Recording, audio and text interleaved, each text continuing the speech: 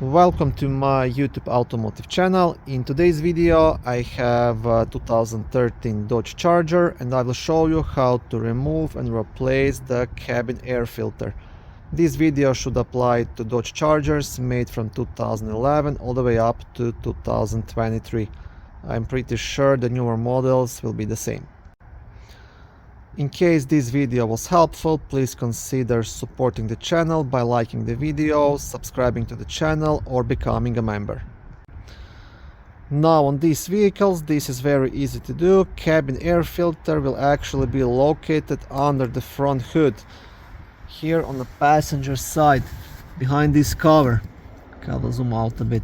So all you have to do, you don't even need any tools. First you have to pop out this cover by pushing onto these two black tabs and then lifting up. Okay, I just want to push it, you see, and lift up, and do that on both sides. And remove this cover. And then you will get to the cabin air filter box.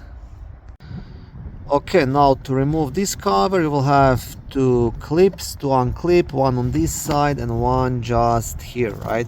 So again, you just want to kind of use your fingers to unclip it. See, this side as well. Okay, and here is your cabin air filter. To get it out, you just pull it straight out. And that's it, very easy to do. And one more thing I will add: when you're installing the new filter, you have to watch for the airflow. You'll see two arrows right here, so the airflow has to be towards that side, and on the filter you should have the arrow as well, so just match the arrows and install the filter that way.